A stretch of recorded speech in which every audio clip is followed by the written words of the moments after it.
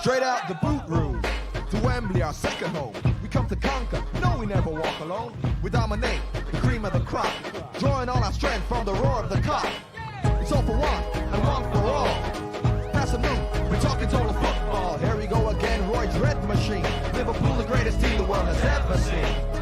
Pass a move, it's the Liverpool crew. Pass a move, it's the Liverpool crew. Pass a move, pass a move, pass a move, pass a move, pass a move, it's the Liverpool crew. Hello and welcome back to the Liverpool Groove. Starting a bit different today. Obviously, we had the West Ham game on Sunday, but we're not going to start there. We're going to start with the more important news, the big news, the news we were all waiting for, and that's the two main contract extensions. Mo Salah signed, announced last Friday, I think it was, and obviously Virgil van Dijk announced yesterday. Thought he missed the trick, to be honest. I thought he could have waited till today with Van Dijk's and sort of played on the Good Friday thing. But I don't care. Like, just getting them two over the line. I think when the news started to come out about Trent being almost confirmed to Madrid, I think we all expected the announcements to be sooner rather than later at that point. And, great to get them over the line. I think it's going to give us a boost going into these last few games of the season. Because, as we've said before on the last few episodes, the performances of late haven't been great. Still picking up the wins where we need to, but performance level hasn't been good, and I think West Ham continued that. As I say, we will get into that, but on the contracts, exactly what we wanted. 2 years, both of them saying it was never anything else but Liverpool. They didn't want anything else but Liverpool. What was Salah's was more in and out, and I say Van Dijk saying it was only Liverpool, like that's all they wanted. And yeah, as I say, just it's a massive boost. It just, rival fans are saying, oh, they're wasting X amount of money on two players who are already fallen off a cliff. I mean, yeah, don't know what cliffs they're looking at, like how you can have 40-odd goal contributions this season and be falling off a cliff and being statistically the best defender in the league this season, but you're falling off a cliff. I'm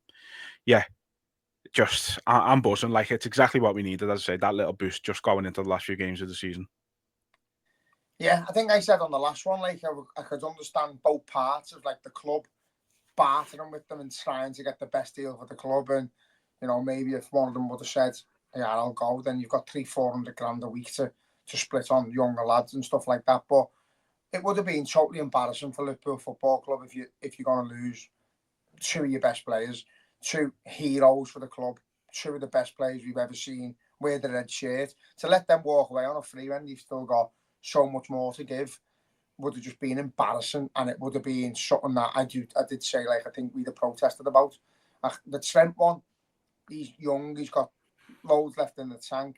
He's, I think he's a player that doesn't really fit our style, and I personally believe that the club are quite willing to let him go if he's willing to talk to Madrid.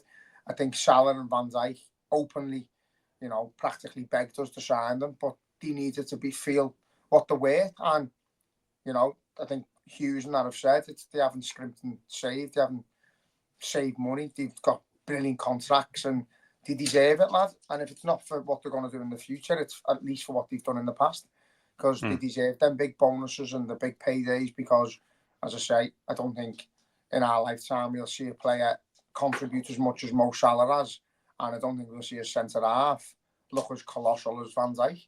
So that's just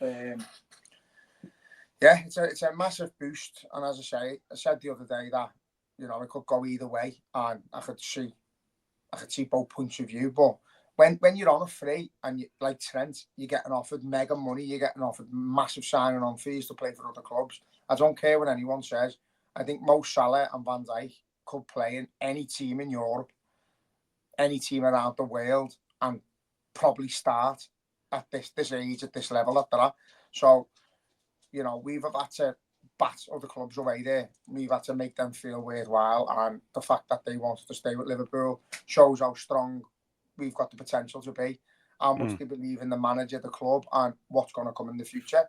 And I think Van Dijk's mentioned, a busy summer, and obviously they've probably been asking, what does the future hold for us? What's the future hold for Liverpool Football Club? Is this team going to get overhauled in the way it needs to continue to be successful? And they've heard what they wanted, and that's good enough for me. So, yeah. great news, lad, and buzzing. Yeah. So yeah, it's weird, isn't it? Like, you know, the you don't. I mean, you don't really get loyalty like that in football, full stop. But certainly not from like the foreign players, and I don't think we haven't seen that level of loyalty from a foreign player since the likes of years sort of Danny Agger's. You know, I always remember that quote from him. Whereas, it's easy for me to turn down the likes of Barcelona and Real Madrid. As long as Liverpool want me, I'm staying. And I feel like that's all they needed to know. Like, I imagine there will have been fucking countless amount of clubs around the world trying to sign both of them and sending the agents offers and stuff like that. And I do get the feeling they've just gone, Liverpool haven't said they don't want me anymore. So no, until they tell me they don't want me, I'm not interested, and I'm signing a new deal with them. And yeah, look, it's took longer than we would have wanted. People are still trying to paint this negative picture. Oh, we shouldn't have let it get to this point. But at the end of the day, who gives a fuck? It doesn't matter how long it took. It doesn't matter if they signed the new deal with 1 day left of the old one, as long as it was signed and we kept them. That was the only thing that mattered. I asked the question. Obviously, Richard Hughes and Michael Edwards have come in for a lot of criticism this season, as they've been perceived to have done nothing, which I understand, but probably a little bit unfair as well. But if the only thing Richard Hughes ends up doing this season is choosing Arne Slot as Jurgen Klopp's successor and making sure Salah and Van Dijk sign new contracts, then it's a job well fucking done, and he's earned every fucking penny he makes. Yeah, can't disagree, lad. I know, you've got your little FIFA idiots who want new signings, and the Zubimendi deal was meant to be a catastrophe and all that, which turns out it wasn't, because Gravenberch took that role on and being outstanding. But yeah, it's the case of they've got the main work done, and that was what we wanted. New signings will come in, and I guarantee there's going to be some fucking great signings, and it's going to be an exciting summer. I'm excited for the summer. I think we can see where we need to bring players in. And again, if we don't bring in big names, it's not because we don't want to, or like we're not going to pay fucking 150 mil for a player and then 400 grand a week on top, when we could go elsewhere in another league and pay half, or fucking less than half, and less than half in wages. And that's business. I understand that. You can sign a superstar, you can do his fucking cruciate in the next day. So the business model works. The business model for the last fucking 10 years has seen us win every trophy. I don't think there's been much negotiating with Salah and Van Dijk. Now it's done. And you can, if they'd have left, in hindsight, you go, we haven't done enough. But now they've signed. The club, Arne Slot said quite smugly, he knew more than he was letting on. And that's because the club were confident. They wanted to sign. So it's, they want to get the best for them. And Liverpool want to get the best for them. Maybe by leaving it so late and making them panic a little bit, we could have saved 100 grand a week each on them and saved a year of them. Where, in 2 years' time, if they're performing at these levels, then we reevaluate and we go, listen, just want to stay another year on the same wage, and you do it that way. But, we've sort of held our nerve, developed balls where it could have went horribly wrong and lost these players, but we felt like the ball was in our court, and that they really, demonstrated that they wanted to play for Liverpool Football Club. And that, in a business point of view, is showing your hand. They've shown us that they want to be here. So, we'll give them the opportunity, but it's on our terms. And I think from a business point of view, that's brilliant. And that's how a club should be run. Can't just go, 500 grand due, 500 grand due, 3 years, sound. It doesn't work that way. And patience sometimes works. And this time, thankfully, it fucking has. Yeah. I think what's important with the deals as well is, other players we've got who are out of contract next season and the season after, it makes them look at it and go, right, okay, we've got every reason to stay now. I think next season you've got, I think it's Kanate. I'm not sure if Kanate is up, but you've got the two I remember were Kelleher and Robertson are up next season. Now I can see us giving Robertson a new deal, with the sort of pretense that he's not going to be starting week in, week out anymore. I think we're going to be getting a new left back in the summer. I can see us selling Tsimikas and having Robertson be the backup and having somebody else start. A little bit like when he come in to the team and we bought him, and then everyone was like perplexed that we were still starting Moreno and we didn't see Andy Robertson for 6 months properly. I think there'll be a little bit of that when we do get a new left back in, let them gel into the squad properly and all that. But I think overall, I think his time as first choice left back is up. I think for the most part this season he has been underwhelming by his own standards. I think last couple of months or so, he has been better, admittedly. But I think this season overall, as I say, he's just had more poor performances than good, unfortunately. And as I say, Tsimikas, good player. He's a trier. Delivery fantastic. I will always give him that credit. But again, he's just not the level we need to be competing regularly. Like, we couldn't go into a season with him as our first choice left back, could we? Let's be honest. So I can see him leaving in the summer, but it just gives these players, Kanate does talk of him wanting 200 grand a week, and he's only worth that half the time, in fairness. Half the time he's worth fucking 20 quid a week. But it's the type of thing that makes him go, right, okay, Virgil's staying, Salah's staying. I want to stay. I don't want to leave. I want to play alongside these players. I know they're staying. I know Liverpool have got that ambition to keep getting better. I'm staying. And again, same with new signings in the summer. If you lose them two, then players are looking at you and go, well, hang on a minute. What Liverpool am I walking into here? What team am I coming in? We were all talking about looking at replacements for Mo Salah and Virgil van Dijk, and that's like, no player's going to want to come in and do that right off the bat, come in and be an immediate replacement for Mo Salah and Virgil van Dijk. It's an unenviable position to be in. Like, as I said to you last time, now that they're both signed, you get someone in to play alongside them for 2 seasons and get better alongside them to eventually replace them. Like we did with Mane and Diaz. Diaz come in, played alongside Mane for a bit, and then obviously we got rid of Mane. And it's just, I think that's the model that we do. Well. I know, yeah.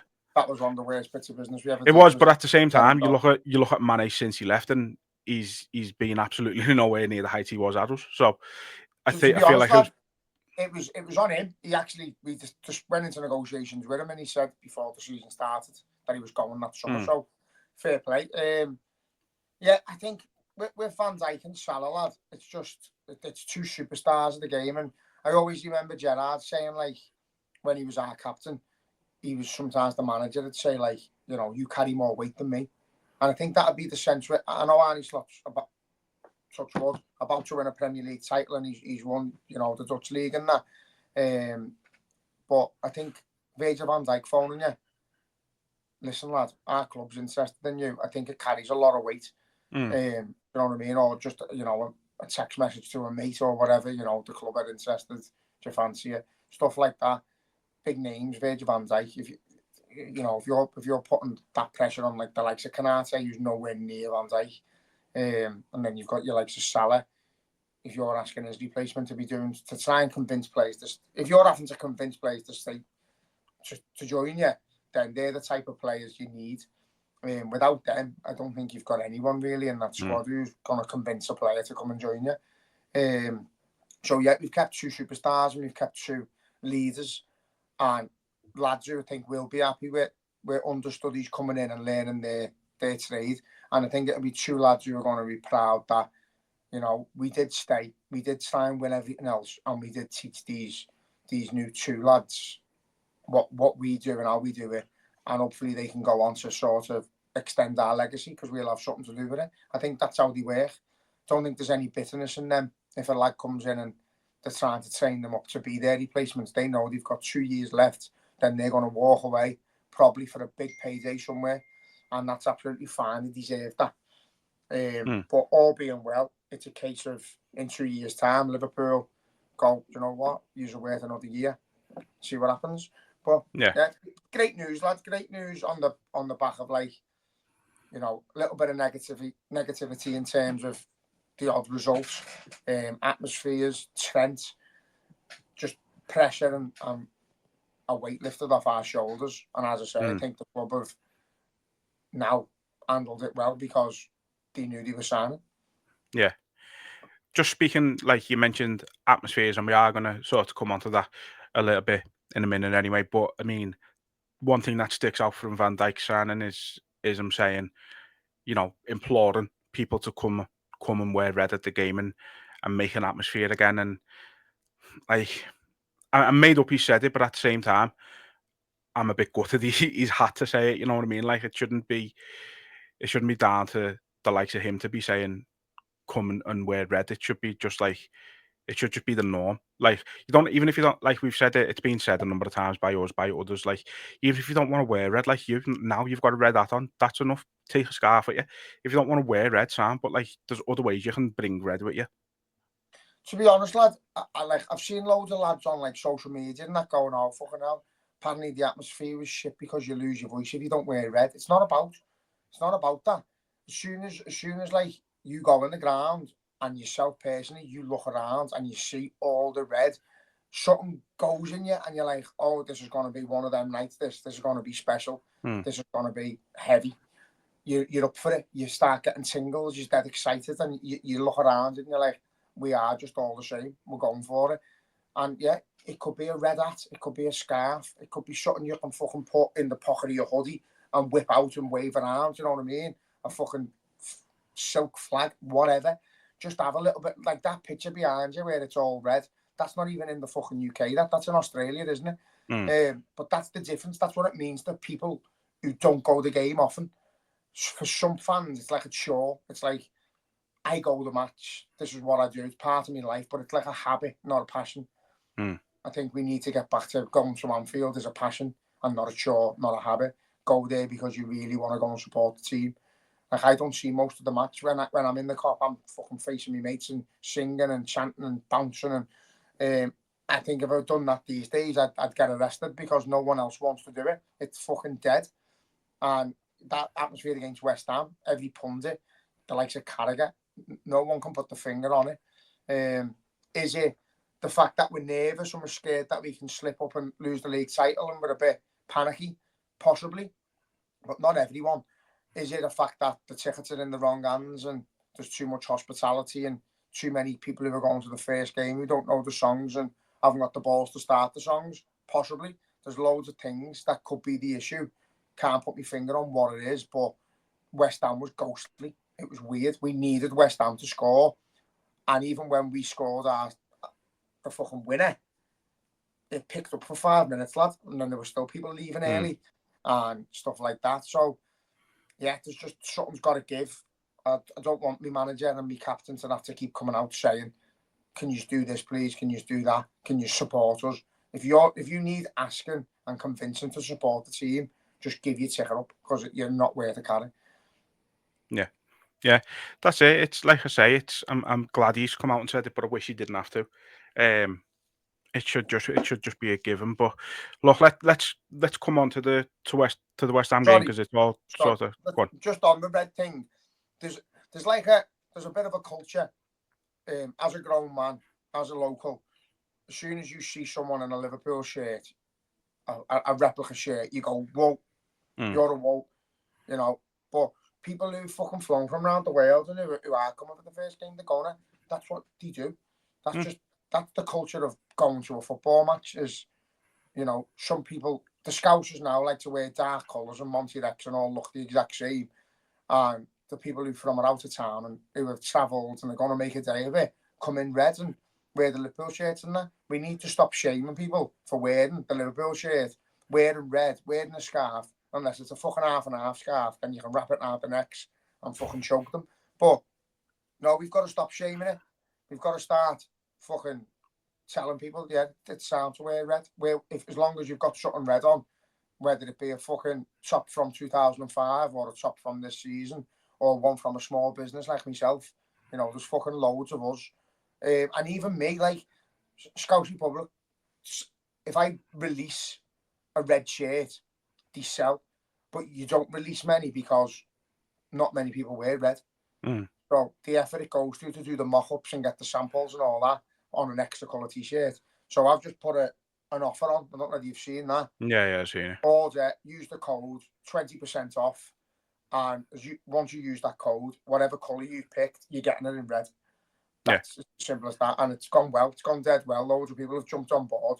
They're saving a few quid, and they'll be wearing red for the Tottenham game. So I think, you know, there's enough independent small businesses to provide red t-shirts. There's scarves, flags, banners, caps, badges, hats, coats, whatever you want. You can get it from anyone for half the price of the club. But if you really want to go and get the merchandise from the club, the official stuff, the shirt with the name on the back and all that, then fucking do it. go and get in that ground wearing red, and you know we shouldn't be knocking anyone for it. Yeah, couldn't agree more. I say let's come on to the West Ham game because it was a weird one again. It you know it's I think we've been describing the most games like this the last few weeks or so, but yeah, it was just another strange game. I think you know obviously take the lead and then don't really push on for the winner, and then you said it there. You know, nerves in the crowd. I think there's nerves amongst the players. I think we are nervous that we're somehow gonna fuck it up, and it's like you know, I don't know. As fans, I understand the nervousness through because of what we've been through, and you know, losing the league by a point and fucking you know, Istanbul and all that 13-14 and the shit we've been through is understandable with the fans. But like now, we need 6 points to win it. We could have the league won by Sunday night if Arsenal lose. Like that's how close we are. We've got to start actually believing in them and getting the support out there because I think once the crowd start believing in it properly, like it's all well and good singing we're going to win the league when there's 3 minutes to go and the game's over, pretty much. Like I'm not saying sing it from the off, but we've got to start putting that belief onto the pitch and it'll bleed into the players because we're getting a goal, we're going 1-up, and then we're just not doing anything to try and make it more to capitalize on anything.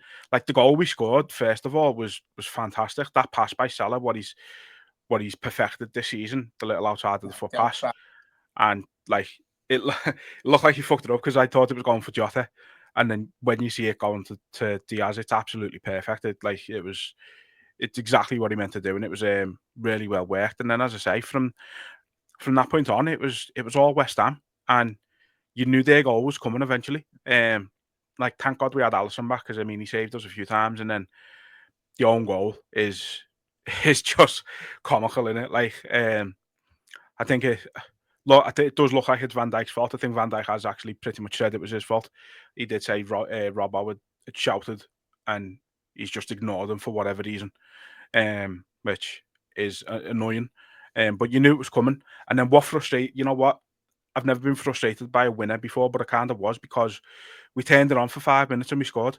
We battered them for 5 minutes and we got a goal that easy.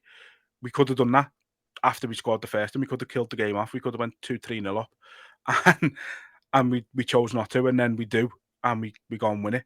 And I was made up, but I was like, it's just frustrating at the same time. Obviously, it's a different game if the handball gets given, which I can't for the life of me understand how that hasn't been given. You know, they're saying he doesn't know where the ball is. It's accidental. He's looking fucking straight at the thing, and he puts his arm straight out in front of him. Like it's a penalty. Doesn't matter now, thankfully. But you know, it nearly did matter. Yeah, to be honest, we didn't deserve to win the game, so to fluke it and get a 2-1 win was fucking great. But yeah, as I say, going the game and watching us, I think the atmosphere. I understand sometimes some people go to be entertained and we're not entertaining, but we're entertaining for a 5-minute spell and then we switch it off and we're boring. We're playing every single game like we're away from home and we're trying to get the sneaking away goal and then hold on for our lives. Shouldn't be doing that. I said this before. We've done it against Southampton, done it against Wolves, done it against fucking West Ham, doing it against everyone. We're letting them dictate the play when we don't need to. We know we can go a gear or 2 or 3 up, and like you just said, 5-minute spell, batter them, get a goal, and then we relax again. You're like, it is frustrating. Go 1-0 up. It's very Rafa Benitez in Europe. It's not nice to watch. It's boring. It's going to be hard to get a crowd up. But you know, I say we shouldn't even be looking and needing what's going on the pitch to be excited now. We're about to win a league title. We should be getting in there and it be being bouncing from the fucking off. But I even noticed with like the coach welcome and that, there's nothing. It's dead. There's loads of people and it's just a little clap and Liverpool. It was shit. It was terrible. So yeah, there's I don't know whether it's the style of play, but there's just something missing from our end, from the fans. We should be going in, we should be singing we're going to win the league for non-stop. Live Birds on my chest non-stop. Scouts with Tommy, Field of Anfield Road, all the classics. Should have them out. And yet we should be singing Now You're Gonna Believe Us because we need to start believing we're going to win the league.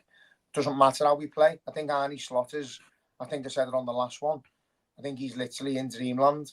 I think he's petrified of fucking this up. So we go 1-0 up and he's like, right, that's it. That's currently 3 points on the board. Let's do everything we can not to fuck that up. So instead of going at them, they go cautious. And then we're not good enough at the moment defensively and as a system to hang on. We need to be able to we need to have the ball. And we're better with the ball than we are without it, put it that way. So we need the manager to see that and go, listen, get the first, get the second, and then pipe down. If they nick one and make it 2-1, then go into fourth gear again and make it 3-1. Yeah. But we need to be in complete control of these games. You know, there's still a few tricky games coming up. But we need to stop worrying. We need to just play football the Liverpool way and go and win the league. Yeah. Yeah, it's a mad prospect, though, isn't it? Like, because, like you say, we are in dreamland. I don't care what you say. Like, no pundit obviously said we were going to do it this season. I don't think there's many Liverpool fans out there who said we were going to do it this season. Although I will say, I did say in August, after we never signed anybody, I did ask the question how many points we were going to win the league by. So, just saying, I called it. But again, no one's going to be stood. No one's going to be stood by the lava buildings in May. Going fucking hell, but that game against West Ham when we went into second gear, do you know what I mean? We couldn't give a fuck. Once it's done, it's done. But I want to go and watch Liverpool and be entertained, and I want to see us be entertaining. And I fully believe that this man. I've watched this team for final. Do you know what I mean? They were exciting. They played like a Man City and a Liverpool. They were pressing. They were attacking. They were at your throat when they could be. I just think I think. Firstly, he's seen them burn out last year, so he's tried absolutely everything he can to stop them pressing when they don't need to stop them running when they don't need to. And it looks a bit like they're not trying. It looks like they're quite happy to give up possession. But then when we do squeeze and we do think we can win the ball back straight away and we do think we can score, we go for it. So it's just passages of play that's very well managed and man-managed. And, you know, it can be as boring as you want, but at this moment in time, it's winning us football matches. It's going to win us the biggest honour in world football in terms of club football. So, yeah, it's the hardest league to win, lad. And Arnie Slot's about to do it in his first year with a team he's inherited with a few tweaks. And I think that's just incredible. So, yeah, he's got every right to be cautious. And, you know, we go back to the Brendan Rodgers days. If Brendan Rodgers would have been cautious against Chelsea, we win the league. Yeah, 100%. So, you know, he's managing it in a style that it's not nice to watch. It's basically Jose. It's getting the job done, isn't it? But it's getting the job done. It's winning. That's all we. When we do get a scare, we're able to go, fuck it, that ain't good enough. Let's go again. Yeah. We go and get our goal. So, yeah, it's just. No, it is. It's we're making sure we get over the line, and I understand it, and I know it's not entertaining to watch. And as I say, the performance levels haven't been what we would like to see from us. But you know, like you said, who gives a fuck once you're over the line? Once you've got that C next to your name, you don't give a fuck how you do it. I think next season, obviously, it's a number of different sources now have said, and even the likes of Slot and Van Dijk themselves have said it's going to be a busy summer. We know we're going to get probably 3 or 4, maybe more new signings in the summer. So I think once Slot starts getting the players he actually really wants and implements into the system properly, I think we'll see the real Arnie Slot football. Then I think, Gravenberch, as good as he has been in the position this season, I think he's come off the boil a bit the last few months.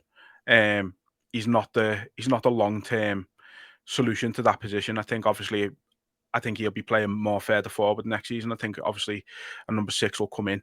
I seen a rumour Endo was going to be getting sold in the summer, and I got really upset. That can't be happening. Please keep him forever. What, lads?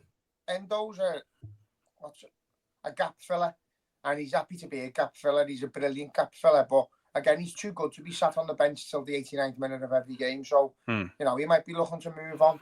I disagree with Gravenberch. I think Gravenberch will be. I think that's his role, and I think good luck to anyone who wants to try and move him on. But he's tired. He's fucked. He's the only one in there who can do what he does, the way he rolls with the ball, and he can go from our half to their half in a couple of strides, and get us on the front foot. You know, he's good defensively and he's all right going forward.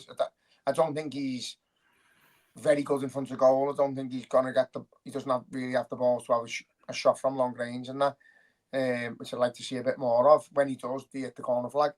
So yeah, I think he's been possibly our best player this season, other than Salah. I think he's up there for player of the season for Liverpool, but I think like every one of them, the last 3 months, there's been a massive drop-off from all of them.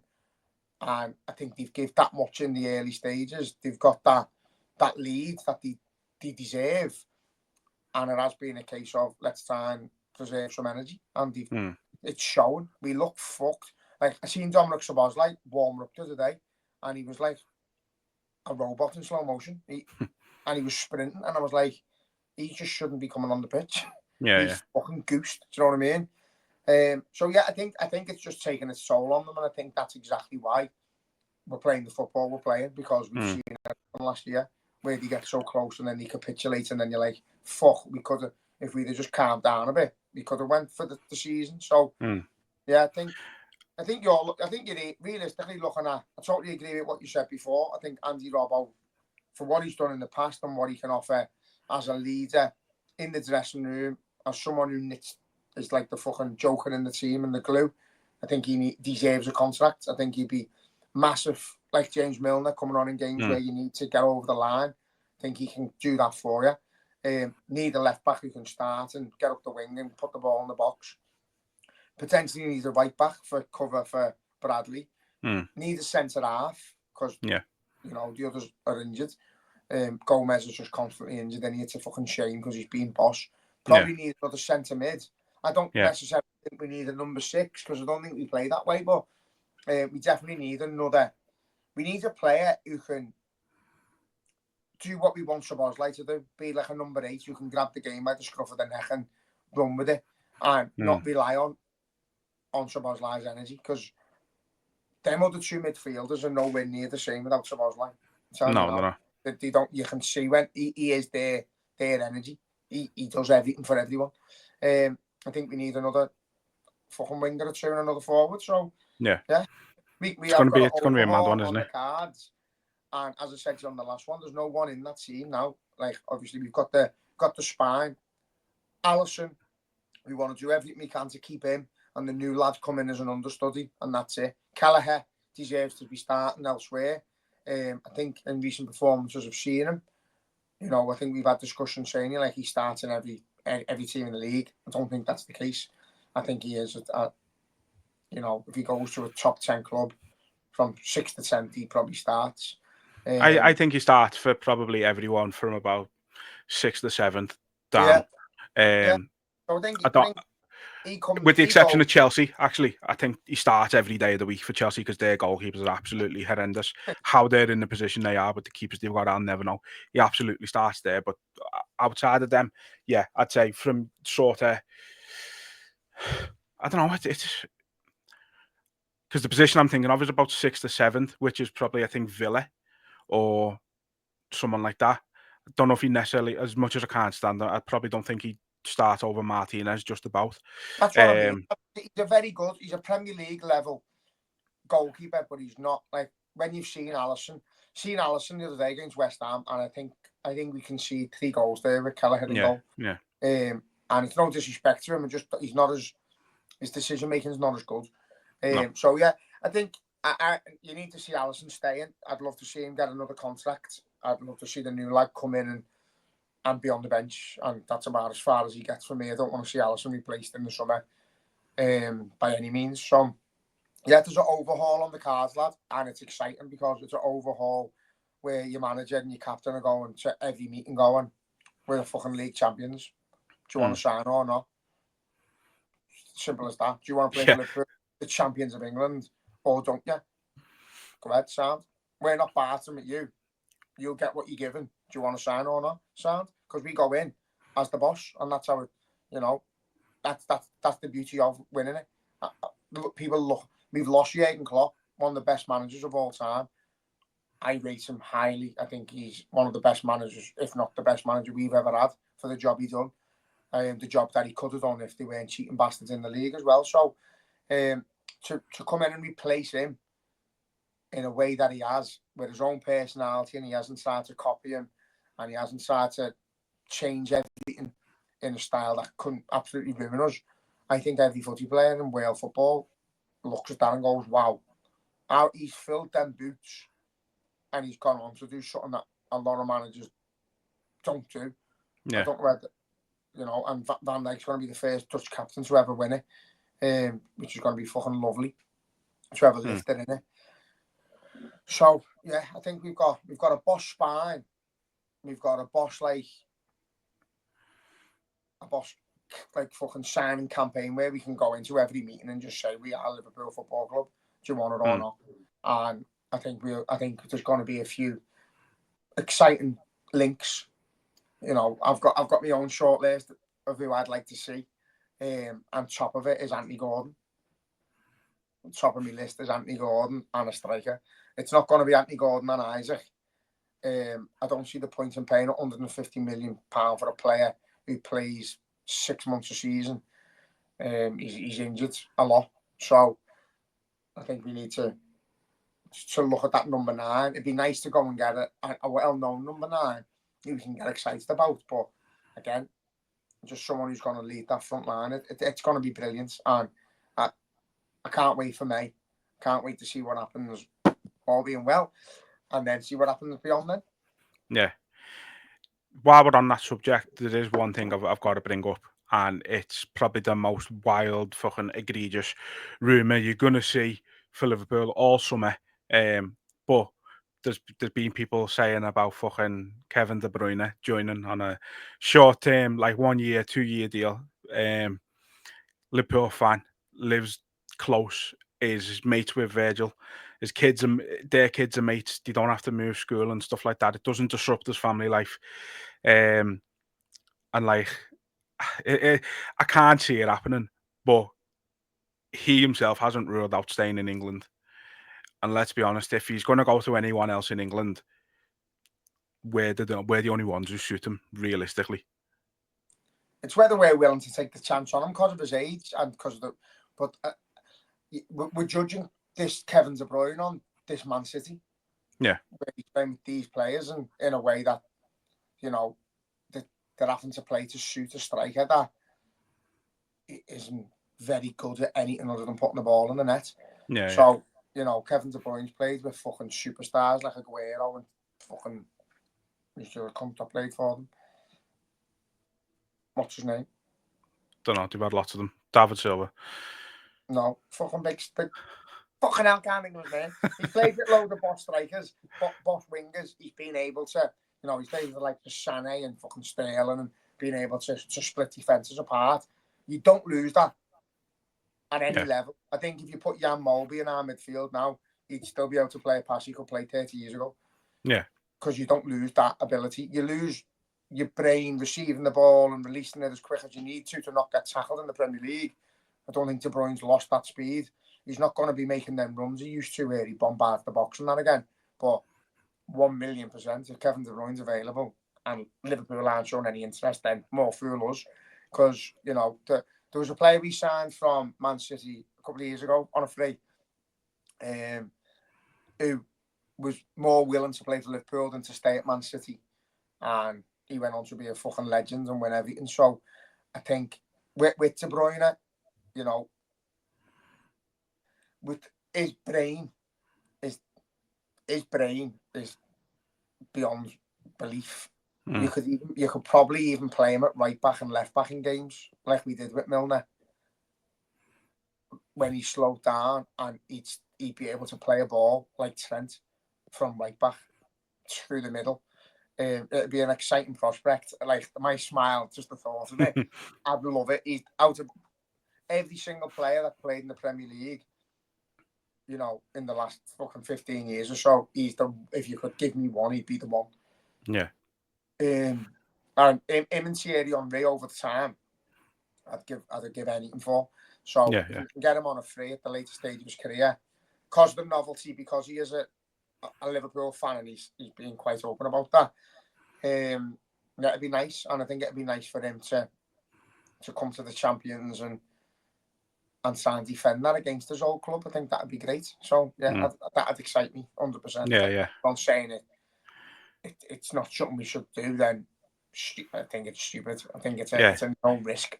It's a very non-FSG signing, admittedly, but it's one of them. Like, you know, Thiago wasn't an FSG type of signing, and if he'd have stayed fit, he would have been fucking unplayable.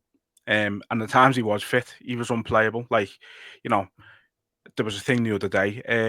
People asking what's the best performance you've seen from a player where they didn't score or assist, and majority of Liverpool fans were in there saying Thiago versus United. United, yeah. And yeah, Kevin De Bruyne fits that mold and then some. So yeah, like if there's interest there and there's nobody else available, kind of thing, which there's not going to be. Don't get me wrong, but if the right deal, if the right deal can be done, and as I say, it's got to benefit him. It's going to benefit his family, and he gets to fulfill a lifelong dream at the end of the day as well. Like, he gets to play for his boyhood club. Like, not many people get to do that. Like, and he will get the chance. I like, if the right deal can be made, I say we jump all over it. 100%. And again, I wouldn't even say like there shouldn't be any stumbling blocks with wages and that. You put him in a team with Virgil van Dijk and Mo Salah and Alisson, and you give him what they want, what they're on, because he's that level. He's an elite footballer. He's world class. So yeah, you know, I think just the excitement straight away, like it's dreamland. I'd love him. I'd absolutely love him. I think his personality. I think he suits Liverpool more than he ever did Man City. You know, I think it'd be nice for him to come and win something and feel like he's earned it, not just giving it because they are cheating cunts. So yeah. It'd be imagine seeing Kevin De Bruyne in our midfield, lad. Imagine trailing a game with 25 minutes to go and being able to throw one of the best passes of a football in the world on. And then you've got a new number 9 running in behind, and you've got a winger who's going to run in behind, and you've got Mo Salah running in behind. You've got Dom Szoboszlai who's fucking chasing everything that moves. Fucking ridiculous, lad. It'd be a dream. I'd love it. So yeah, do it. Get it done. Be brilliant, that. Yeah.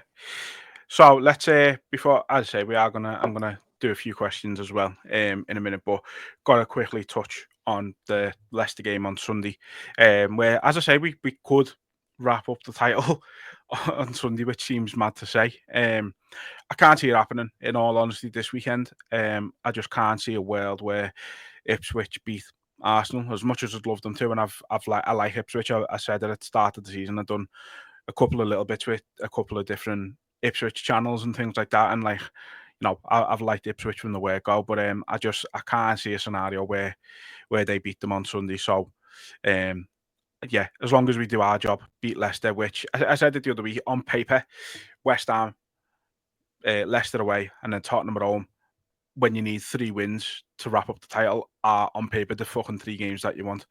And so yeah, we just got to be professional, do our job, make sure we get the 3 points. You know, if we go in front, don't take our foot off the gas. Fucking keep it on a little bit.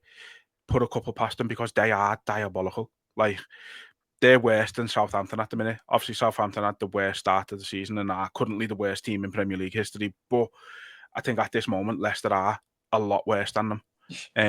Going to make a statement. We should be, yeah. And over a fact, I've said it for like the past fucking 8 weeks. You know, when we play these, we need to go and make a statement and show why we're champions and show why we're Liverpool and play this way. And then we go out, we score 1, and then we take our foot off. So I'm not even entertaining the idea that we're going to batter the team anymore and completely control the game. I think wherever we go, whoever we play, they're always going to have chances to score against us, and then we're always going to go through the gears till we get the result we want. And you know, games like Fulham where you fucking physically don't deserve anything. That's what happens. So we just gotta keep plodding on, and eventually we'll have one of them games where everything you did goes in, and it'll be a 4 or a 5-0. Hopefully it's this season. Hopefully it's against Arsenal. But, I imagine. You know, I just think the way we control games in a manner where, like, when they overhaul us with complete pressure, I think our arse goes a little bit, and I think that's more to do with the position we're in. I think they are petrified and they are individuals making mistakes. Trying like Robbo, you've got that goal we can see it against Fulham, where he's tried to find Curtis Jones on the right. That's through desperation. It's trying to get out and get on the front foot because no one else is doing it. And that happens. That was just a shit pass, but yeah, we've got to believe in ourselves, and as you say, I think the fans and the players need to start believing, and we need to let that atmosphere get onto the pitch. And I think in the away games, in the away fans are trying the best. I think they are doing it, and then I think even that looks like it puts a bit of pressure on the players. So to catch 22, we've got as far as I'm concerned, Liverpool Football Club turn up and play how we can play. We win football matches. It's dead simple. Yeah. We've just got to turn up. We've just got to weed out these little mistakes and these moments of madness that we're getting. We're getting from individuals. It's not like a system thing. You know, you're getting moments of madness from the likes of Robbo and Van Dijk the other day. Van Dijk's done a few mad things, you know, against Fulham. You've got Robbo doing mad things. Canate's forever doing mad things. You've got the midfielders. McAllister's a come for holding onto the ball too long on the edge of our box, getting it snuck, you know, took off him. It's all individual things, and I think the manager comes out at the end of it and goes, you know, we should have done this better, should have done that better, and that'll come. That'll eventually come, lad. Yeah. What I will say is, if Ipswich do beat Arsenal, I will be flying the offer and bleeding it today, in time for our game, because we're going out. We're going out round Anfield just in case. We'll be on standby, just for the just in case it happens, lad. And I can't see it happening, but no, I can't. Like, just for if any chance of it happening, then we'll be out. We'll be round the ground. Yeah, it kind of feels like. It kind of feels like last time, because like at the time I did not think that City were going to drop points in that game against Chelsea when they did. I just couldn't see it happening, and then obviously City go 2 up, and then, you know, Chelsea come back and equalise and that, and I just think, I don't know. Well, I wasn't actually remotely interested in that game because I wanted to see us win the league while we were playing footy, and then I think I've told the story before. Chelsea score, my cousin phones me, and then fucking ends up at our door with a crate of ale. And then City score, and then Chelsea get the penalty. Drove around to my mum and dad's during COVID. Fucking literally stood a metre apart from them. Watched the full-time whistle go. Set off a smoke bomb in the garden, and off to Anfield we went. And, you know, the thought of doing all this again is just unbelievable. And I can't, never dreamt of it. No, me neither. You know, I thought we'd do it again under Jurgen Klopp, and we just don't have that little bit of luck you need sometimes. I think this season, you know, we're top of the league because we've merited it. And I just can't wait for that moment. I hope it's at a home game where the streets can just flood with red and everyone be outside again. But based on last time, we weren't even playing a football match and the Anfield was full. And it was just fucking brilliant, lads. You know what I mean? That's it. No, it doesn't matter when it gets wrapped up, as long as it gets wrapped up, and you won't be able to move round Anfield when it does. So Jay's just going through his fucking collection of hats right now. He's like a fucking kid on Christmas, and I can confirm he's like this at Christmas as well. So, you know, that's right. So look, I'm gonna because we do want to wrap it up fairly soon here, so I'm going to get onto these questions. So, as always, your little Jedi sends his in, and you know what he's like. He sends a couple of mad ones and a couple of normal ones. So, I'm only going to ask a couple of them today, and I'm going to save a couple for the next one. And same with me mate Kev, who sent a couple in, sent some in. Going to ask a couple of his today and save a couple for next time. So, we've got something for them as well. So, I'm going to start with your little Jedis, because obviously they're the fucking head scratchers. Obviously, what one do we go with? Right, I'll go with the. Where does he come up with these, honestly? Right, go on. Let's do this one. So, I haven't really read these myself yet, to be honest, either properly. So, so John Henry has been on the phone. Apparently, Trump said he wants him to start a superstar sports franchise on the moon and wants him to replicate but not copy Liverpool FC for the upcoming outer space Premier League season. You need to nominate 3 ex-Reds, players or staff, to send up. 1 for the manager's role, 1 for the strength and conditioning coach, and 1 as a striker. Think about who you'd love to fucking send to space. Elad Diouf and Stephen Warnock, those types. Oh, fucking hell. Lad, I just need anything that he's got in his house that makes him think like this, but fucking fantastic. Like, I know, yeah. I was speaking to him yesterday, and like, he just a dead normal conversation, and then he must have something that sends him to space, lad, and it's fucking boss. Like, 3 players that had sent to space. So a manager that sent to space is fucking quite clearly obvious. It's Roy Hodgson. But then also I'd debate Brendan Rodgers because he just was a fucking slime ball. I just didn't like him. I didn't. And do you know what? I jumped onto the fact that he used to, even though he was Irish, he tried to like speak Scottish and sound like Shankly in his mannerisms and the way he spoke, and then got to losing games and he was still saying, "Oh, we showed great character and all that." And you're like, "Fuck off!" And we Joe Allen and all that shit. The way we lost the league, and then that picture of him above his own dining room table, and then supporting his rapist son, and then leaving his wife of like fucking 30 years for a 20-odd-year-old, and then shagging a tranny. So yeah, I put Brendan Rodgers probably edges it for me. Roy Hodgson was just not a very good football manager at the club. Nice man. Yeah, Brendan Rodgers going to space. Get your fucking on Brendan, lad. It's 30 it comes. Strength and conditioning. Who had 1 ascent to space.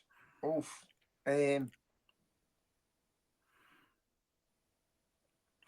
So I'm just gonna, while you're thinking, I'm gonna put it out there. Like, my initial thing with the manager was also Roy Hodgson, but you've swung it for me with Brendan Rodgers as well. To be fair, so yeah, double Brendan Rodgers with that one. Brendan's going twice. Yeah, strength and conditioning for me. I've already got this one, and it's not even that he's strong or had very good conditioning. I just want to get rid of him. Is Paul Konchesky. Just because he's Paul Konchesky. Like, there's not really much else that needs to be said about him, really. He was just absolutely diabolical. Should have never, ever wore a Liverpool shirt. Like, we shouldn't have even let him buy one if he was a fan. Like, that's how bad he was. Just etch him from our history ever. Like, there should be no record anywhere that Paul Konchesky was a Liverpool player. I'll go Andre Vornen then, because he looked like Triple H. So yeah, fair. He can fuck off the space. And then striker. And a striker. Well, there's obviously Elad Diouf, if you want to call him a fucking striker, because that means no, I wouldn't really. And he wasn't one of them. Do you know what, lad? Darwin Núñez can fuck off the space. He can go. I've had enough of him trotting around the pitch and fucking walking around and sulking and that shit. Yeah, he can go. He can go to space, and I hope he finds a new club there and becomes a great player for them. But he's not the answer for us, so the sooner he goes to space, the better. I'm going to go a little different with it, and simply, I actually didn't mind them. I wanted them to do well at us, and the only thing that swung it for me, honestly, is like, and I get it, he's from there, but the fact that he was supporting Newcastle in the final when he could have easily been neutral. I know we never wanted to join us in the first place, and he's from Newcastle, but I'm sending Andy Carroll. Like, he's made up in France now where no one knows who he is. So go somewhere else, no one knows who you'll be, and you'll be laughing in it. So he's go away. Paying to play the stupid cunt. It's costing him job. I know, yeah. Fair play to him. I think that's fucking sad of him, like playing for Bordeaux. But I know, yeah, but no, yeah, he can go. Sign this contract, Andy. Yeah, how much am I on? Well, you're paying us. Oh, sign, yeah, go ahead then. Just play Sunday League if that's what in it. Like, might as well. So yeah, and I'm just thinking, how do I want to stick with Andy Carroll? Because really, it's he's a hero for that derby goal at Wembley. That's the only thing that's making me doubt it. You know, we love him for his derby goal, but that's the thing, innit? We've had some absolute crabs as strikers, but then majority of them popped up with the odd iconic goal. You know, David N'Go against United, fucking Andy Carroll against Everton. You know what? Andy can stay. I'm going to send Milan Jovanovic up. I was thinking of him, lad. He's fucking dog shit. Yeah. Another one who just, there shouldn't be any record that he ever played for Liverpool Football Club. Him and Aspas. Oh my God. That corner. Ooh. You know what? Aspas survives just on the basis that he was fucking sick everywhere else. Yeah. At least Voronum was shit everywhere, and we still decided to sign him for some reason. Right, okay. And then, so, yeah, very normal one from him next. Where do you think Kelleher goes in the summer? Anywhere he wants in terms of like the bottom 10 in the league. I think he goes and starts. I think he could probably go to quite a few Champions League sides and start. Yeah. Very good keeper. You know, I said during the time when Alisson debating that, we took Kelleher out. Why would you when he's playing so well? But then you do see the little mistakes creeping in. The Newcastle where he's misjudged it. The ball hitting him and going in and stuff like that. You just don't really see with Alisson Becker. I think we've mentioned at times Alisson took a little bit of time to get back into himself. He was a little bit slow getting down, and then when he's back to his best, mate, there's not a goalie like him on the planet. He should go to space because he's that good. He deserves to play on a different planet because he's probably one of the best keepers ever to play the game. He's possibly our best ever goalie. He's been unbelievable for us. So Kelleher having to play behind that is a nightmare, isn't it? It's an absolute nightmare. So yeah, I think he goes practically anywhere, to be honest. I think he's anywhere outside the top 6. And I think there is rumours that Chelsea are interested, isn't he? Yeah, I'm sure. I'd like to see a little bit of loyalty because, you know, he's won trophies. We've put him in. We've stayed loyal to him. Where, you know, we've played him in like fucking round 4, round 5, rounds, quarterfinal, semi-final. So we've stuck with him when we've played him in the competitions. I'd like to see him not go to a rival, but rivals have changed now, haven't they? I still see Chelsea as a rival because of Mourinho and Benitez days. Chelsea are no longer a rival. At this moment in time, Man City are no longer a rival. They need a keeper. Yeah. So, yeah, he could go anywhere, really. I think he could go. But I hope he goes somewhere and he doesn't choose Doe. Choose to be a backup somewhere else. I think he should go and start somewhere. I think for me, the one move I've always thought would make a lot of sense for him, but I don't think the team could afford him, would be Celtic.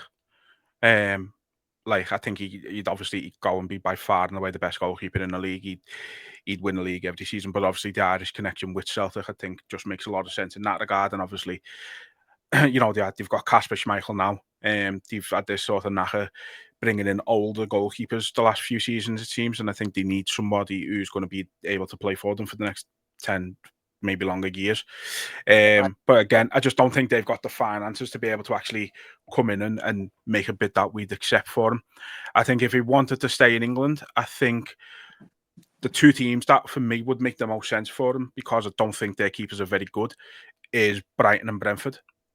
I don't rate their keepers at all. I think they're both very poor compared to what they've had in the past and where they should be at this stage now. You know, Brighton were close to top 4 a couple of seasons ago, and now, you know, they're still doing good, but they're not at that level anymore. And I just think they haven't got the right level of keeper at the minute. I don't think Verbruggen is good enough, and the same with Flecken for Brentford. I just don't think he's good enough for them. I think when you look at that, they've replaced David Raya with Flecken. Again, I mean, yeah, Raya is a great goalkeeper, and I just, again, Flecken's a step down, whereas I think Kelleher is on par with Raya. So I think either of those two would make a lot of sense for him. I think they'd be very good moves for him. So also, it's like with the connection, you know, he's settled in Liverpool. He's probably got kids and that in Liverpool schools and stuff like that, lad. So he might want to stay around the Northwest, and, you know, don't know whether he'd fucking entertain the idea of going to like United or someone, whether we'd entertain the idea. But again, they're fucking competitively, they're not rivals, are they? So I think it'd be fucking stupid from him because he'd get booed every time he come to the ground. But yeah, I think I think he's going to go somewhere a bit more local. But, you know, it's footy players. Like, they move, they come and go, don't they? So the lives are moved up and down all the time. So I do. I think he'll have a number of teams coming for him. I don't think the fee's going to be all that much because, again, you chuck another year out of his contract. So I think he's got a year or two anyway. So it's whether we want to take 10, 15 mil for a keeper or let him earn a decent wage and whittle his contract down. Yeah. I agree. So I say, you little Jedi, I sent in a couple of more questions, but we're going to save them for next time. So don't worry, lad, I'm not forgetting about them. So the ones that Kev has asked, trying to just pick what would be decent ones to answer here. So we'll go with, okay. So obviously, I think there's been rumours and talk that he's going to be there. So Klopp apparently is attending the last game of the season. Kev said, "Will Klopp attending our last match of the season and or the impending parade take the shine off Slot?" No. I think there was a time years ago where when Bill Shankly left, he went and stood on the Kop, and again, a lot of people didn't really want to watch the match, and it went through Shankly meaning more to them than the football club or the achievements Bob Paisley was going on to do. It was just utter respect for the man. So, you know, I've seen things of Klopp saying that he doesn't want to be on the bus, he wants to be in the streets. You know, if I was lined up next to Jurgen Klopp, and I'd probably miss the bus going past because I love him, but I'd be celebrating Liverpool winning with Jurgen Klopp as opposed to because of Jurgen Klopp, if you get me. Yeah. You know, it'd be more of, you're one of us now, you're a fan, you're a supporter, you put us in this situation with the foundation you set, and it's nothing but respect. But no, this job has been done, no doubt about it, by Arne Slot. Arne Slot is the Liverpool manager, and he's took on and inherited a great team and a system that worked well with his own systems. He's made a few tweaks, and I think, in all honesty, he's probably won football matches that we might have lost under Klopp, because where we would have went full throttle and full steam ahead and burnt out. So yeah, it's I'd absolutely love it. I think it's brilliant that Arne Slot, the current manager, has offered him to come down and invited him and wants him to be part of it, sort of thing. I think that's shows you the man he is as well. You know, Jurgen Klopp introduced him to us on his last game against Wolves, and he's done him proud. You know, he hasn't made him look stupid. He's made him look. He's shown how good Jurgen Klopp was and what the team he left for him, and he's made it work a little bit better in his first season. So yeah, it'd be nothing but pride, I think, to see Jurgen Klopp in the pictures. I don't think he'd want to be trying to take the limelight. I think he'd want to just go as a fan and enjoy it. And be amongst the fans. And yeah, I don't think it'd take any shine off his baldy head whatsoever.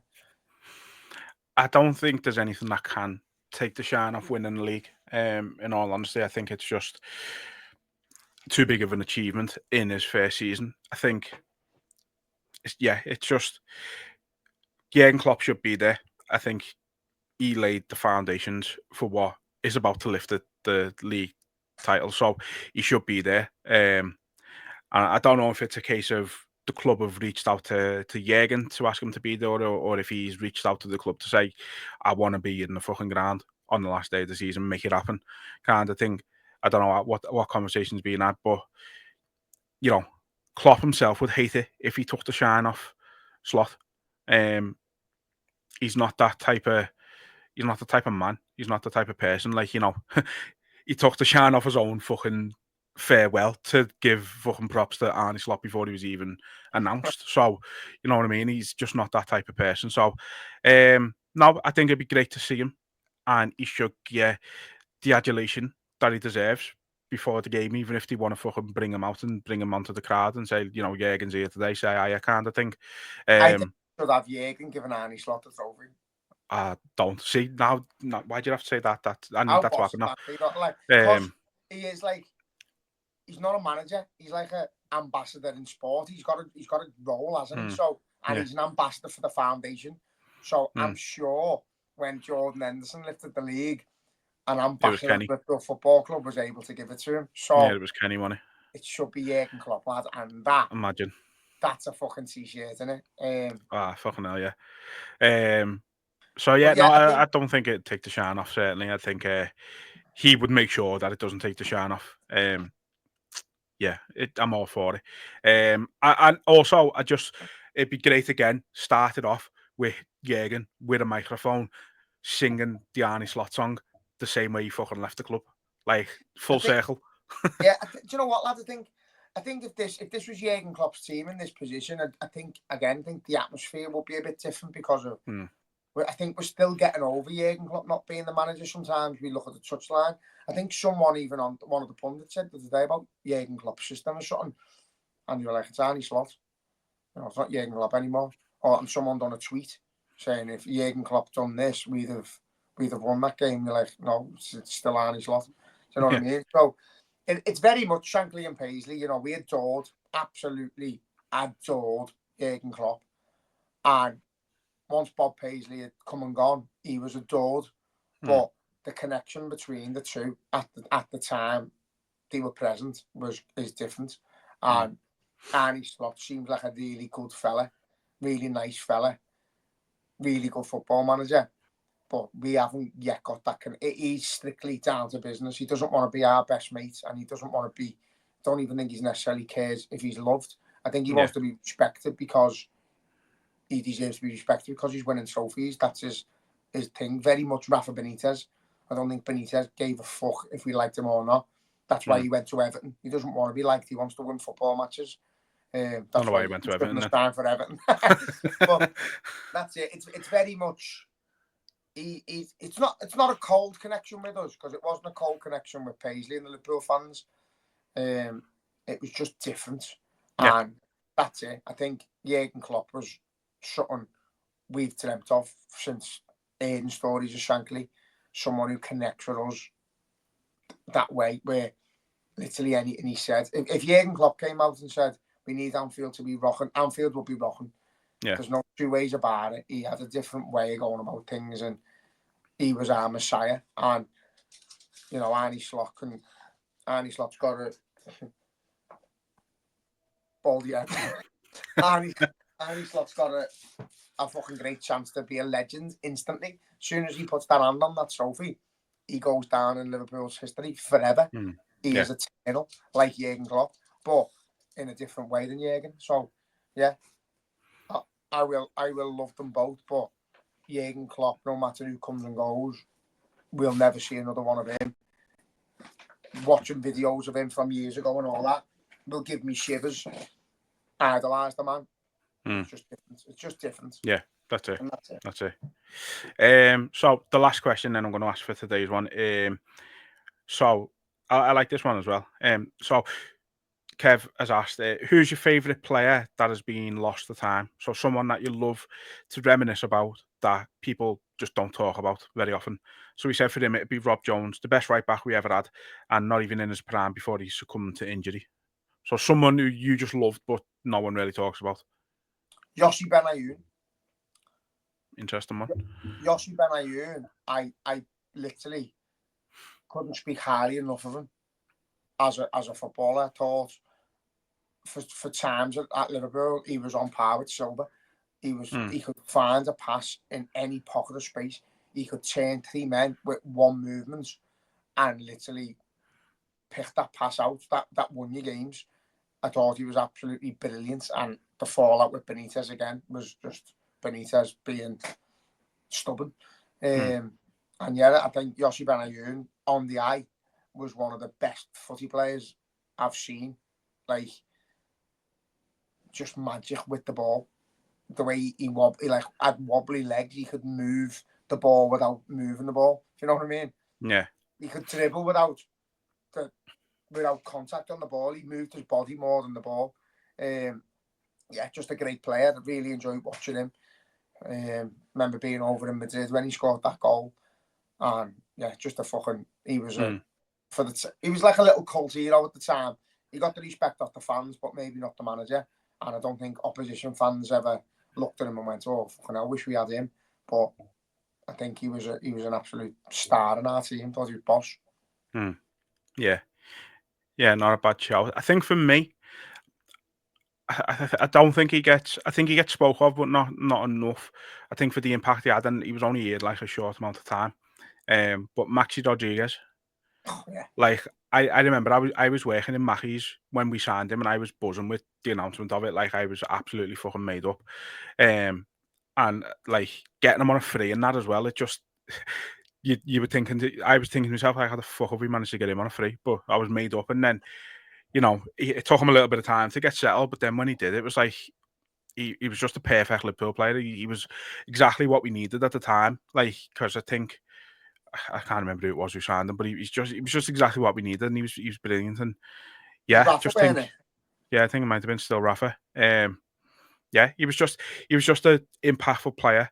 He was probably he was better than the level we were at that time. In all honesty, it was coming to the end of your sort of the Torres era. I think Torres had probably already dropped off a bit for us before we'd sold him.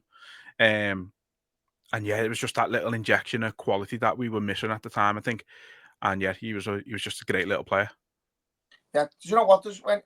Also one that comes to mind is Yari Lippinen. Wish we'd have signed him 3 years earlier. I know he was magic. He was brilliant. So again, dead elegant on the ball and nothing too mad. Just made it dead simple and made it look dead easy. But then you could go to a lot of our players. I don't think John Arnorisa gets mentioned. Steve Finnan doesn't really get mentioned. Steve Finnan was right up there, one of our best right backs. He was He was unbelievable. Until he went missing. Literally. He was 7 out of 10 every week, though, wasn't he? And another one who doesn't get spoken about nearly enough, I think, and not even just for Istanbul. He was a big part of the treble winning season as well, I think, was Vladimir Smicer. Yeah, Smicer. He's like he's more on the cult hero side, isn't he, for little things that he's done. But yeah, he was heavily involved in it all. There's loads, lad. You know what? When I look again, I go on my little world where I look around my room and I see pictures of ex-players, and then you just think, how fucking lucky are we to be brought up with all this. To be honest, we could do a full episode just on that question. To be honest with you, it's a boss question. Yeah, there's fucking loads, lad. There's too many. I tell you what. What we'll try and.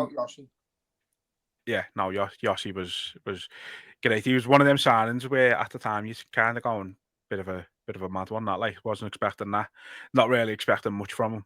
And then yeah, he was great. Yeah, just the signings from that period were just a bit random, but like the majority of them worked out for short periods of time. Like Albert Riera was another one. Like I remember him going to City on loan a few years before he joined us, and he absolutely fucking stunk the gaff out. And then we go and sign him for like 6 mil, and like again, never set the world on fire or anything like that. But I mean, he was just solid for what we needed him to be for a season and a half. Remember his goal when we were in Butlins against United? Yeah. Sick. We had our own little cup that day. Everyone we did. Part of us. It was fucking sick. Yeah, no, we've got loads of that. Again, I always go to do a post saying, like, you know, with the players we've currently got and all that, who's your Premier League all-time 11, who's your Liverpool all-time 11. You know, it's possible to see the different generations, including the likes of your Van Dijks and your Salahs now. You know, there's conversations Salah could be the best we've ever had. There's older fellas saying, you know, Dalglish was special, but most Salah's stats don't lie. And was it Joey Barton? I was talking about today, saying Joey Barton saying he's the best worst player ever, in the sense that there's games where he literally doesn't do anything, but his stats don't lie. You know, you can't take him off. You know, he's gonna score goals and win games, but he doesn't get nowhere near the credit he deserves either. Salah's probably the most underrated player for his ability that there's ever been. Where he doesn't get the respect of other fans and pundits and stuff like that. When people are talking about Saka and all that in the same breath as him, it's a load of bollocks. It's nowhere near him whatsoever. I you know what, I don't entertain those conversations anymore, because it's just it's no one can actually give a reason why do you think this player is better than him or that player is better than him, because in every metric Salah destroys them. Like he's the best winger the league's ever seen. And I say that purely because I class Thierry Henry as a striker, not a winger. But for me, he's the only one who beats him. if you wanted to class him as a winger. But the stats say he doesn't now, doesn't it? Yeah, and that's. I So, mean, to be and fair, that that's was the kind thing. of sort of one of Kev's other questions. There is about like XG and stuff like that, and like how do you determine what a world class player is, and then it comes to that debate of Salah and Hazard, you know, and that debate that always pops up, which isn't Not really a a debate, but it'll always come up. You know, Hazard look the way I always put it myself is people say Hazard looked better, yet Hazard looked better. Salah is better. Yeah, that's it. You can do all you want on the ball on the halfway line and cutting into the edge of the box and not doing anything with it. Looks boss, it's entertaining. Score a goal, lad. Lewis Diaz. Yeah. That's what Diaz does. He Score a looks goal, fantastic on the ball. Yeah, that's for me. I'd rather have a player who's gonna fucking. I'd rather have a player who could do nothing for 80 minutes and pop up and win you the game in the 85th minute than someone who's going to take on every player, but you lose 1-0. Like, well, this is the likes of the story with Nunes and Haaland where we first signed them, and we were all saying, you know, in terms of what are you offering the team? Nunes edges it because he's fucking everywhere and he really helps the team and he gets stuck in and he's passionate. But Haaland scores every game, sometimes twice, sometimes 3 times, sometimes 4 times. There's no comparison. So at the end of the day, you don't win league titles because someone's run round and helped. You know, you win league titles because your striker, your number 9, scores 2 goals or 3 goals or 4 goals. yeah, And that's why, you know, we're desperate for an Ian Rush type player who done all that. We're desperate for a striker to take Liverpool by the scruff of the neck and go, I'm your number 9. I'm going to score every week. And if I don't, I'll be pissed off myself. And that's what we need at the moment. So, yeah, the XG shit, all that stuff.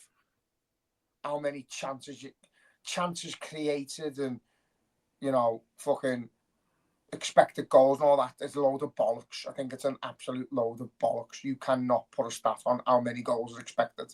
It's just dissecting figures. You've had 20 shots, so 10 of them were on target. So goals, I don't know how you can expect how many go in. It depends on how good the goalie is and how shit your forward is. So, but in terms it's based on the quality of the chance, isn't it?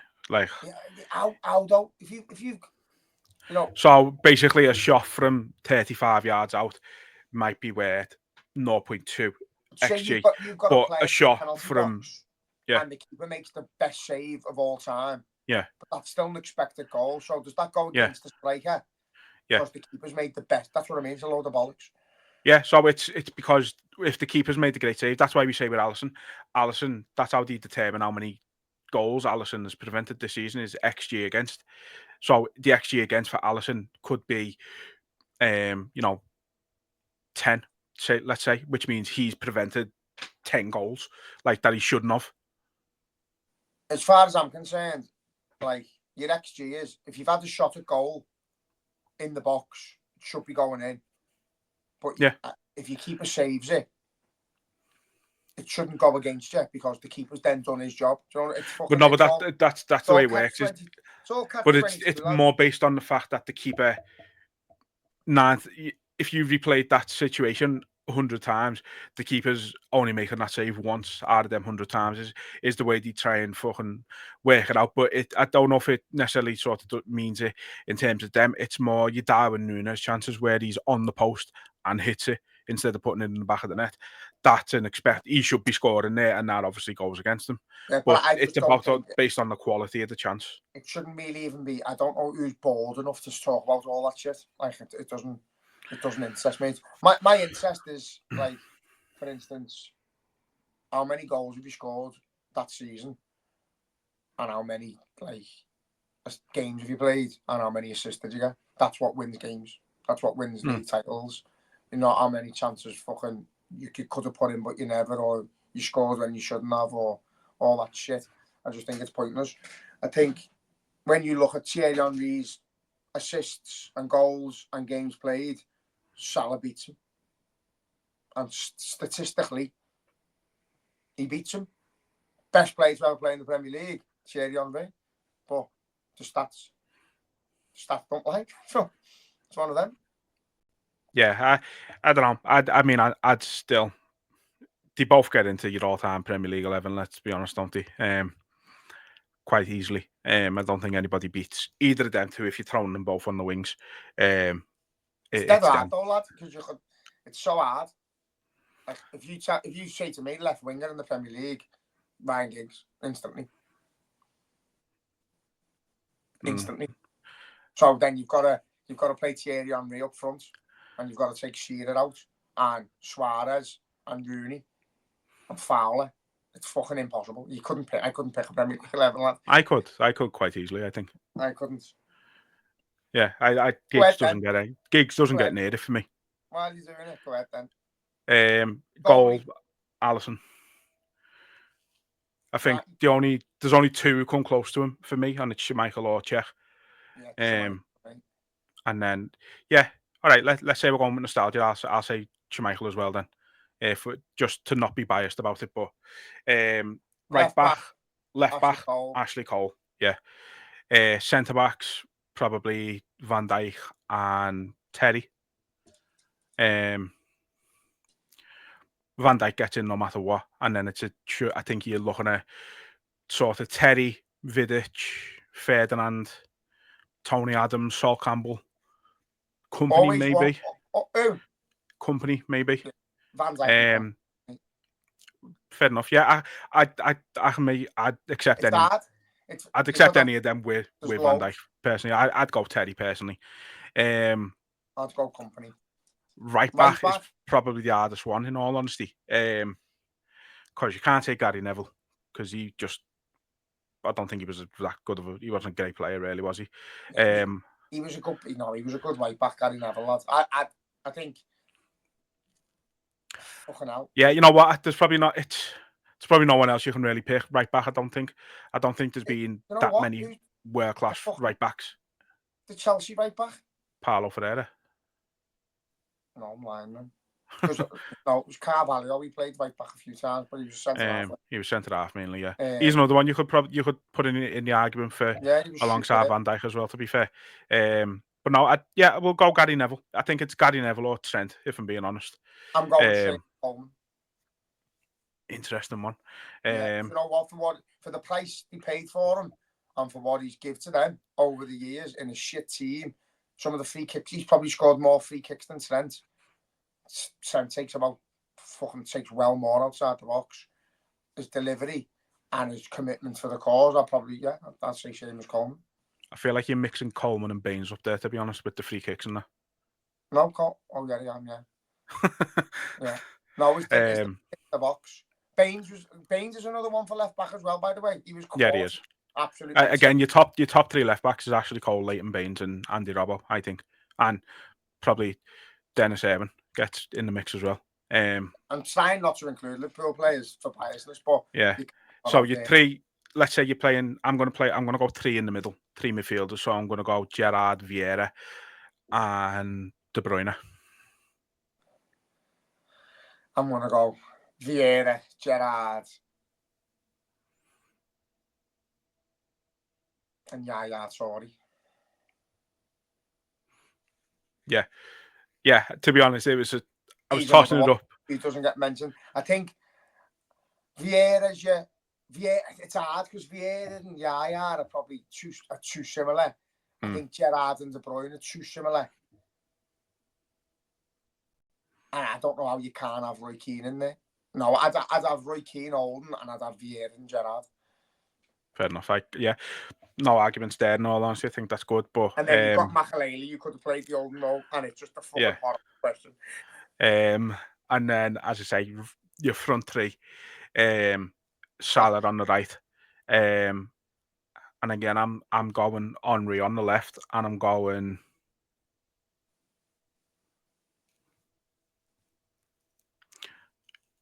No, I'm gonna go way out of left field here, and I'm putting Harry Kane in up front.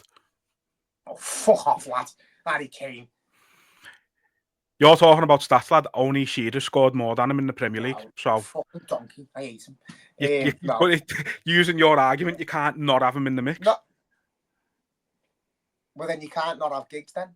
So you can, because he's nowhere near in the stats. He's got the trophies, but in terms of stats, goals and assists, he doesn't come close. I want to compare Giggs to Thierry Henry because he played about 900 games as well. So he That's should, the difference, though, isn't it? But he should be above Henry, shouldn't he? Really? If he's not, then fair play.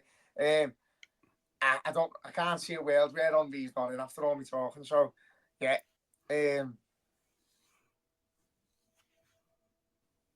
Oh, it's fucking hard, man.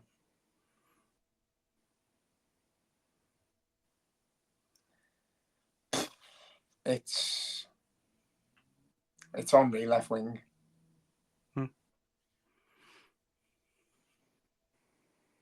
Trying to think of a right winger. I can only think of Salah. The obvious one's Ronaldo, innit? But he weren't that good in the Prem. Played in the Prem, but he weren't all. Yeah, he had that one season, didn't he? I think it was 08-09, where I think he got like 31 goals and he won the Ballon d'Or and stuff. But I think outside of that season, he wasn't the Ronaldo he's been post United. We've been on this an hour and a half, lad. We meant to do half an hour. Yeah, it's obviously right wing, fucking out. Mo Salah and up front Rooney. Yeah, I mean, for me, it was out of Rooney, Shearer, and Kane, realistically, up front. And to be honest, I just wanted to be a bit different. No, I think Rooney. I think Rooney's one of the best players to ever play in the league. I think. Yeah, him and Gerrard are two of the best players to ever play for England. I think Rooney is just, he's got that fucking grit in that. Dangerous player, boss player, crazy player. Can't fucking string a sentence together, but boss player. Yeah. No, you know what? It's just one of them. Everyone's going to have something different, and I'll probably get fucking slaughtered for Harry Kane in there, but I'm not asked. As I say, 213 Premier League goals before he was fucking 30. Like, is ridiculous. Lad, and he hasn't played for a great team, has he either? So, no. Like, you can see him at Munich now, lad. He's banging them in. He's a good player. And I've heard rumours that fucking we're going to be in for him in the summer. So, just trying to fucking make myself feel better about that rumour because I just don't think it's going to happen. As I say, up front, there's only three options if you're including Henry as a winger for me. If you're including Henry as a striker, then I think he goes there. And I think people have said before when they're doing their own, like you put Salah right and you put Ronaldo left, and then you put Henry up front. But yeah, I think the way it was back then, I think it was like more of a. It wasn't, they weren't really playing as a left winger. Kind of think he was playing as sort of a left striker more. Yeah. So it wasn't like. Who was the United's right winger when Giggs was there? Beckham. Oh yeah, no, don't class. I don't even fucking rate that gun. That's what I mean, and that's the thing. When you're thinking of it as a, you think of Salah as a winger, more further forward, whereas Beckham was a right midfielder. You think of him further back. So I don't. Yeah. It's a different game, kind of thing. It is. Yeah, you're playing 4-3-3. You've got you're playing a winger on the edge of the box, aren't you? Who was right wing for Arsenal? Well, you would have had Henry up front, so I think the wings for them. I could be wrong, but I think it was Perez and Ljungberg. Was it Perez? Yeah. Yeah, I think Perez was on the one of them. Yeah, I don't know which way around it was, but it was them two. One of the two. We've got Bergkamp who played for them as well. Oh my god! I would have included him somehow, like because I just think he's one of the best players we've ever seen in the league as well. But yeah, it's hard to pick an all-time Premier League 11 without being biased as well as we both kind of tried to do there. But I think there's sort of 3 or 4 that you just can't leave out anymore from us in an all-time Premier League 11. So, yeah, that was interesting. Was never meant to go there. So, gonna wrap it up because, like Jay said, this was meant to be an half an hour, 40-minute one. It hasn't quite worked out to be that. So we are gonna wrap it up. As always, if you are sneak peek. Do you believe? I believe in a thing called love. Yeah, so look, as I say every time, if you are watching on YouTube, please subscribe to the channel. Wherever you're listening to the podcast, please drop us a follow on there and give us a rating. And yeah, the next time we come to you, we could be fucking Premier League champions. So yeah, that's fun, innit? Let's be honest. And Jay's, when it gets confirmed, come on, units! I'm deaf. You're all deaf. That's the wrap up of the show. If you're not at Anfield when we win it with that hat on, I'm going to be very disappointed I've in you. had this since I was 9, and I want people to go to the ground dressed like this again. So what you're telling us is your head hasn't grew in fucking lad. 30 years. Lad, have you seen the size of my head? Well, yeah, look, anyway, as I say, thank you everyone for sticking with us this long, because I say genuinely wasn't meant to be this long. But look, there's no early game in the morning, so you know, get it on before all the footy starts. And yeah, enjoy it. But yeah, thank you very much everyone, and until next time, up the fucking Reds. Up the Reds.